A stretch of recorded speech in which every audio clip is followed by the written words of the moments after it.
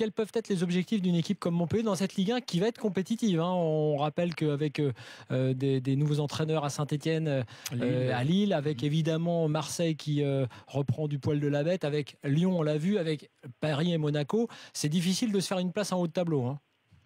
Oui, c'est vrai que les objectifs n'ont pas été encore fixés, on ne s'est pas penché vraiment sur ça. On sait que c'est de plus en plus relevé vers le haut du tableau, comme vous l'avez dit. Maintenant, à nous de faire la meilleure saison possible. Et pour moi, je pense essayer de se rapprocher d'un top 10, ça serait déjà très bien pour un club comme Montpellier.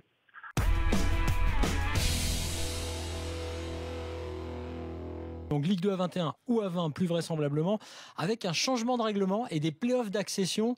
On salive à l'avance, salive un peu à l'avance. Ça vous a plu l'année dernière, c'est encore génial. plus, ça change. passionnant cette saison. Alors l'idée, on rappelle, l'idée de ce changement, c'est de rendre la Ligue 2 très attractive et surtout d'intéresser tous les clubs. C'est-à-dire que même le 5e, il y aura une bataille pour la 5e place, puisque même le 5e en fin de championnat pourra accéder à la Ligue 1. Parce que contrairement à la Ligue 1 où il y a maintenant la Ligue Europa et les places qui peuvent être décisives jusqu'à la 6-7e, en Ligue 2, rapidement, ça se cantonne un à la gros ventre mou, voilà. Exactement. Et alors le principe est simple, c'est que le 5e de Ligue 2, la semaine qui suivra, donc le mercredi qui suivra la fin du championnat de Ligue 2, affrontera le 4e sur la pelouse du 4e. Du mieux classé, ouais. Match unique.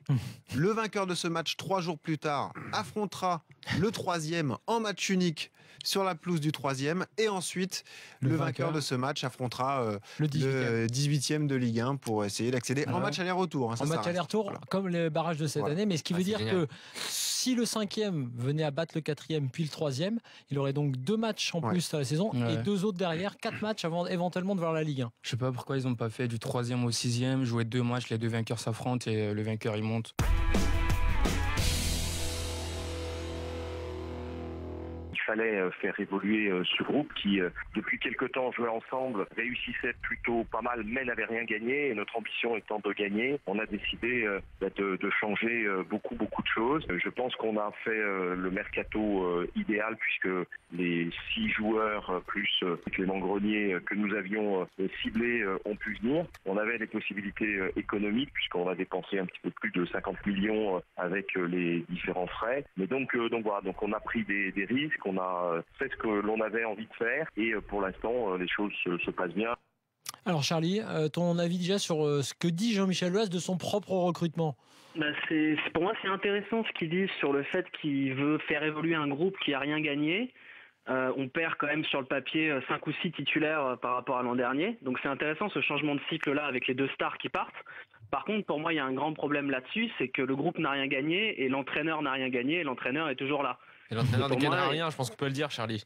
Je connais ton avis là-dessus, Jonathan, et tu sais que je le partage. Et voilà, pour moi, le problème, c'est que tu peux mettre autant de super ingrédients que tu veux, si ton cuisinier ne sait pas cuisiner, ça sera dégueulasse, quoi.